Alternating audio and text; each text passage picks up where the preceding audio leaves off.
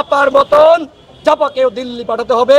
জাপার কাঁধে ভর করে আপা যতই ফিরে আসার চেষ্টা করুক, বাংলাদেশের জনগণ আপাকে যেভাবে প্রতিহত করেছে ঠিক একইভাবে জাপাকেও প্রতিহত করবে ইনশাআল্লাহ। সেনাবাহিনীর কতিপয় সদস্য যারা নুরুল হক নূর সহ আমাদেরকে রক্তাক্ত করেছে, আমাদের নেতাকর্মীদেরকে হাসপাতালে পাঠিয়েছে, তাদেরকে অবশ্যই চিহ্নিত করে বিচারের আওতায় আনতে হবে।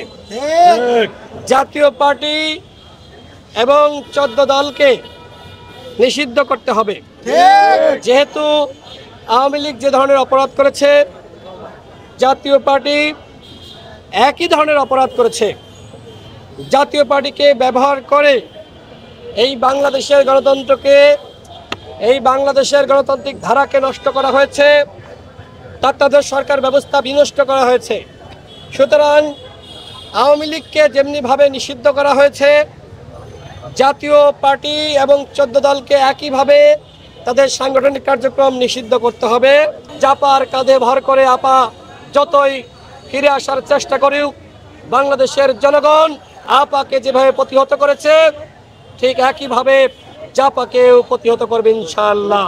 আমাদের 3 দফা দাবি স্পষ্টভাবে বলছি, এই স্বরাষ্ট্র উপদেষ্টাকে পদত্যাগ করতে হবে, জাতীয় পার্টিকে নিষিদ্ধ করতে হবে, 14 দলকে নিষিদ্ধ করতে হবে এবং সেনাবাহিনী এবং পুলিশ বাহিনীর যে সকল কতিপয় সদস্যরা আমাদের কার্যালয়ের সামনে নুরুল হক নূর সহ আমাদের নেতাকর্মীদের উপরে হামলা চালিয়েছে, রক্তাক্ত করেছে, আইসিইউতে পাঠিয়েছে, তাদেরকে চিহ্নিত করে অবশ্যই জবাবদিহিতার আওতায় আনতে হবে। এই ঘটনার জন্য আমরা পুরো বাহিনীকে দোষারোপ করছি না, কিন্তু এই বাহিনী দ্বয়ের মধ্যে যারা আওয়ামী ফ্যাসিস্টরা রয়েছে, যারা নুরুল হক নূরকে হামলা করে যারা আবারও ওই ফ্যাসিস্টদেরকে ফিরিয়ে আনার পায়তারা করছে, অবশ্যই আমরা তাদের বিচার চাই।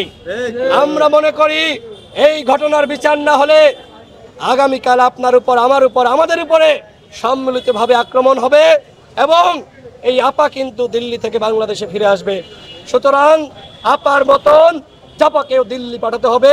আমরা পরবর্তী যে কর্মসূচি দিয়েছি, আগামী 5 সেপ্টেম্বর শুক্রবার বিকাল 3টায় শাহবাগ জাদুঘরের সামনে ফ্যাসিবাদ বিরোধী ঐক্যের ব্যানারে ফ্যাসিবাদ বিরোধী শক্তি আমরা যারা আছি, যারা এই জুলাই গণ অভ্যুত্থানের শক্তি, তাদের সকলকে সাথে নিয়ে সংহতি সমাবেশ আগামী 5 সেপ্টেম্বর শুক্রবার বিকাল 3টায় শাহবাগ জাদুঘরের সামনে ফ্যাসিবাদ বিরোধী শক্তিগুলোকে সাথে নিয়ে ফ্যাসিবাদ বিরোধী শক্তির সংহতি সমাবেশ, নুরুল হক নূরের উপর যে হামলা চালানো হয়েছে তার প্রতিবাদে এবং জাতীয় পার্টির 14 দল সহ যারা ফ্যাসিস্টের দোসর, তাদের বিচারের দাবিতে নুরুল হক নূর হাসপাতালে ভর্তি।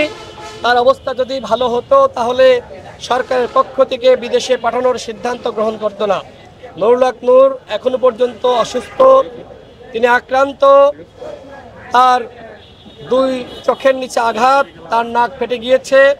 তিনি যখন কাশি দিচ্ছেন, কাশির সাথে রক্ত বেরোচ্ছে, নাক দিয়ে রক্ত পড়ছে। আমি নিজে গতকাল দেখে এসেছি, আজকেও আমরা তাকে রাতে দেখতে যাব। নুরুল হক নূর যেভাবে আক্রান্ত হয়েছে, তিনি এখনো পর্যন্ত যে জীবিত রয়েছেন সেটা মহান আল্লাহ রাব্বুল আলামিনের অশেষ রহমতে। আমাদেরকে বারবার হত্যা চেষ্টা করা হয়েছে। আওয়ামী লীগের আমলে নুরুল হক নূরের উপর 22 বার হামলা হয়েছে। অন্তর্বর্তীকালীন সরকারের আমলে যে ধরনের হামলা হয়েছে এটা ন্যাক্কারজনক এবং অত্যন্ত দুঃখজনক।